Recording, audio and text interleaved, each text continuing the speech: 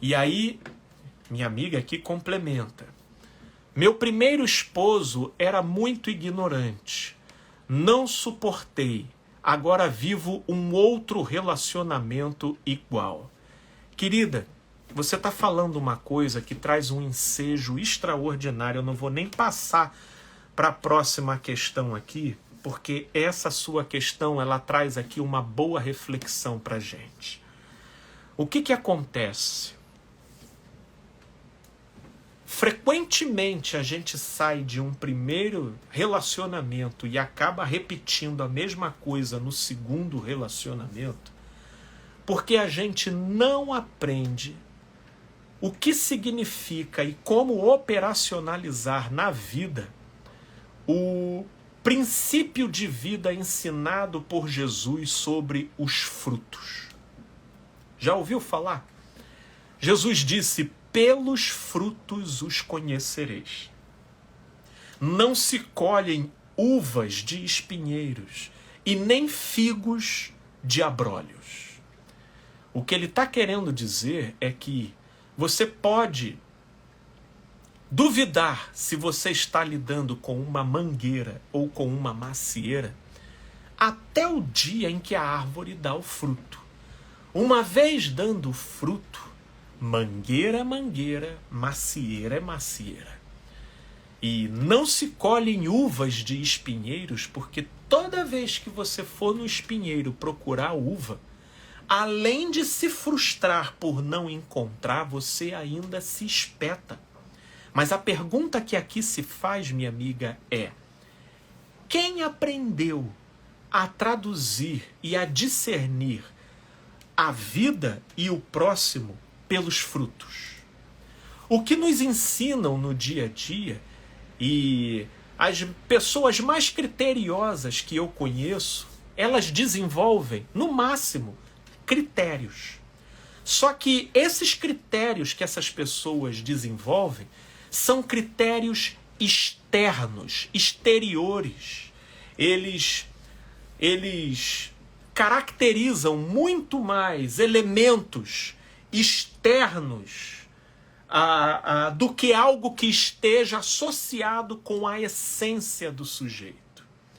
E aí tem gente que estabelece, por exemplo, depois de um primeiro casamento, se o marido no primeiro casamento era mais velho, aí agora ela estabelece o critério de que ela vai querer se relacionar com o mais novo.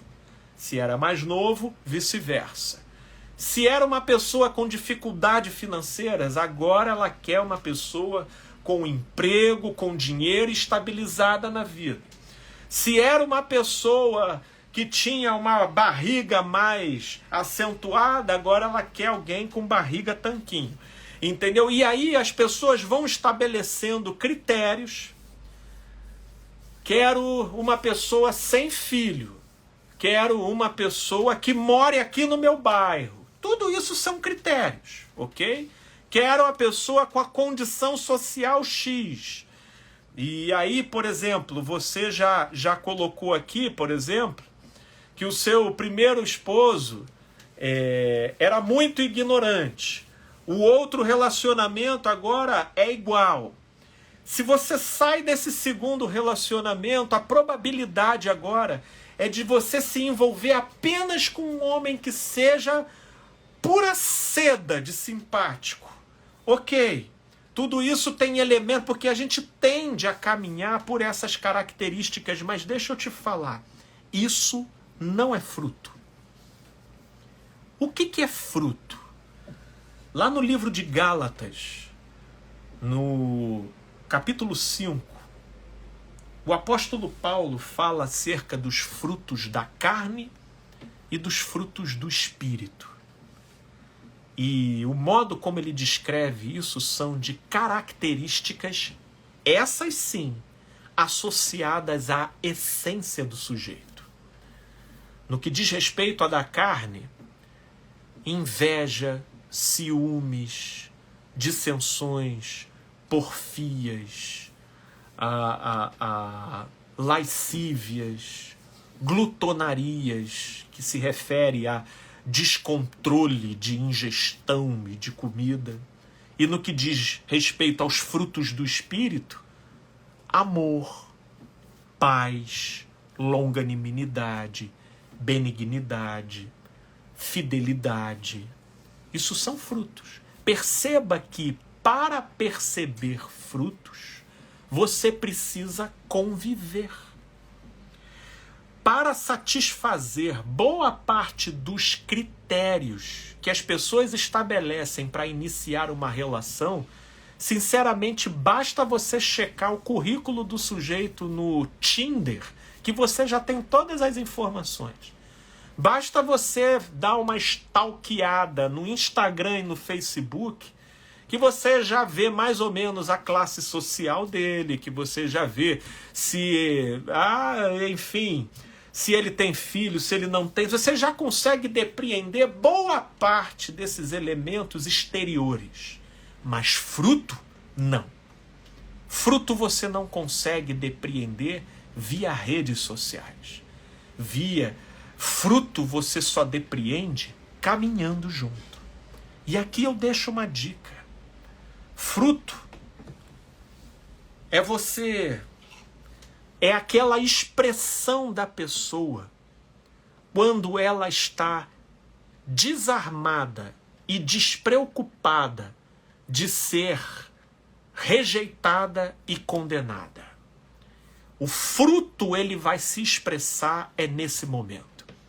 Por isso até que numa relação dificilmente nasce algum fruto nos primeiros 5, 6, 7 encontros. Porque nos primeiros meses nós somos totalmente cartão de visitas, não é verdade? Aí a gente não deixa, até aquela marquinha que a gente tem no corpo, a gente tampa. Aí a gente vai fazendo firulas aqui, firulas acolá. A gente vai tentando agradar de todas as formas. Então, nesse cenário, é difícil de fruto nascer. Fruto ele vai nascer quando a guarda começa a baixar.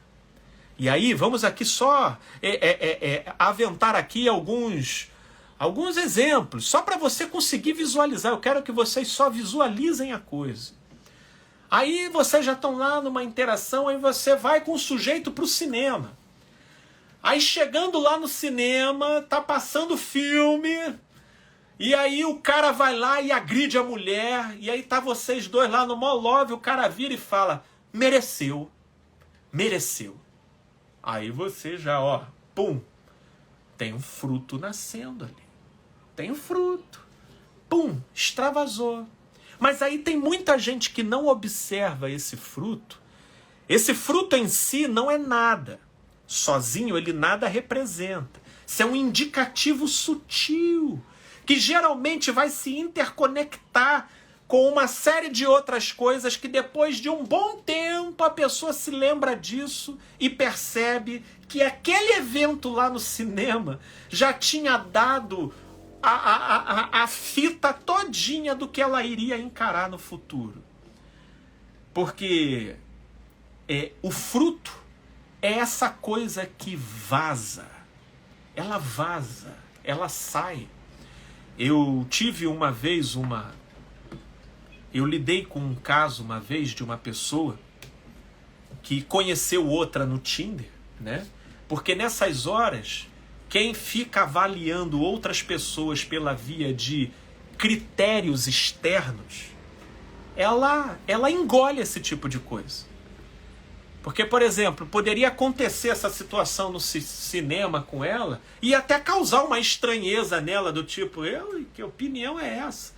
Mas se o cara fosse mais alto, que era tudo que ela queria, se o cara tivesse uma boa condição financeira, que era o critério que ela queria, se o cara não fosse pai de nenhum filho, que era outro critério que ela queria, ou seja, se o cara atendesse a todos os critérios. Tem gente até que estabelece critério, eu quero que ele vá até a minha casa. Aí o sujeito aparece na casa dela, assim, puf. Aí foi, mas são critérios, a gente não pode dizer que isso é fruto. Não, não é fruto. Isso são critérios externalizantes. Um outro exemplo de fruto lidei com um caso de uma pessoa que conheceu, né, uma pessoa pelo LinkedIn, e aí, vindo aquela fase inicial onde todos nós somos cartões de visita, né, somos puro outdoor, né, tava tudo indo bem, e ela vindo, comentando dele e tudo, eu falei, puxa, Felipe, ele é assim, ele é assado, ele faz assim, eu falei, pô, muito bom, né? Inspira e ir para a página 2, querida. Vira aí a próxima página, vai caminhando e tudo mais. E aí eu acho que decorrido uns 2 meses de interação entre eles, eles resolveram viajar juntos. Ah, Felipe, eu vou viajar juntos porque aí é melhor, a gente, né, tem um panorama, estreita mais a situação. Eu falei, legal, viajar junto realmente, né, traz a coisa para luz mesmo, né? É um momento que você vai pegar a pessoa desprevenida em algum momento. E aí tira e queda. Na verdade, eles não chegaram nem a passar um dia juntos na viagem. Eles estavam no ônibus de viagem, eles pegaram um ônibus de viagem. E ela, lá conversando com ele, parece que o ônibus estava um pouco vazio, ela se deu a liberdade de botar os 2 pés assim em cima de um banco. Aí ela botou. No que ela botou, o cara do lado assim virou. Porra, tira isso daí. Aí o modo como ele falou, ela achou aquilo estranho, ela virou assim. Mas o cara preenchia todos os requisitos, né? Situação financeira, apresentou ela para os pais, que era uma coisa inusitada. Felipe, homem nenhum faz isso. Mas isso aí ainda não é fruto. Ok, mas vamos lá. E aí ele virou, falou isso, ela estranhou, ela tirou a perna. Só que aí o que acontece? Como ela sabia mais ou menos como seria o curso que eu daria às nossas conversas dali para frente, ela então saiu da terapia, né? Mas passado uns 6, 7 meses, ela voltou para falar, Felipe, sabe daquela ocasião lá no ônibus, que eu fui botar os 2 pés lá e ele do nada virou naquela fala que foi até bem atípica o modo como a gente tinha se relacionado até então, e eu falei, porque no início a gente é cartão de visita. Depois que a gente chega naquele patamar de sentir que a gente não vai mais ser rejeitado e nem condenado, é aí que vem para fora a espontaneidade da coisa. É aí que a coisa vem. E é aí que vem terreno fértil para nascer o fruto. Então, nessa hora, ela falou, filha, você lembra daquela situação lá do homem? Lembro. Então, a relação foi toda caracterizada por aquele evento. Um sujeito autoritarista, dominador, intrusivo, manipulador. Disse Jesus, pelos frutos os conhecereis. Vocês conseguem entender o que é fruto? Conseguiu, minha amiga. Eu queria te levar a pensar sobre isso. Porque você aprendendo a ver frutos, se tiver que ser, minha amiga, repense mesmo essa segunda relação em que você está. Não tenha medo, se tiver que ser, de terminar. Porque a gente não nasce pronto. E tem uns que vão mais rápido, outro um pouco mais devagar, mas uma coisa há festas nos céus. Quando uma pessoa que transigia contra o sentido da vida passa por uma metanoia, que no grego significa mudança de mente. Eu só estou aqui parafraseando o versículo bíblico que diz: há festas nos céus quando um pecador se arrepende. Então, não importa quantas vezes você tentou e quantas vezes você tropeçou, importa que você agora entendeu. E se isso faz sentido, então é hora de recomeçar. E eu deixo aqui essa saudável provocação, minha amiga, para você pensar, viu? De coração. E aí ainda suportei até aqui pelos meus filhos. Pois é, minha amiga, eu tenho até bastante vídeos gravados sobre isso. Não suporte pelos seus filhos, porque separar é um trauma tópico e pontual. E uma vez fazendo jus à verdade e sendo o melhor para o casal, as crianças podem superar. Agora, se você permanece numa relação tóxica por causa das crianças, você até evita desse trauma tópico da separação. Mas você contribui para gerar nelas um outro tipo de trauma, que é conviver com uma relação tóxica. E nessas horas, a pergunta que eu faço para esses pais é: você gostaria que os seus filhos tivessem um cônjuge igual ao seu marido? Creio que não, né? Pois então, não molde, não acostume, não familiarize os seus filhos com uma relação que não é verdade, que não é saudável e que é tóxica. Porque fazendo isso, você estará familiarizando eles com o que é mal.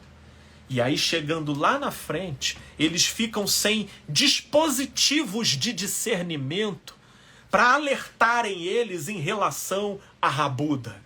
Porque eles ficaram tão familiarizados com o que é distorcido e disfuncional que eles acabam entrando no alçapão sem perceber. É para pensar, viu, querida?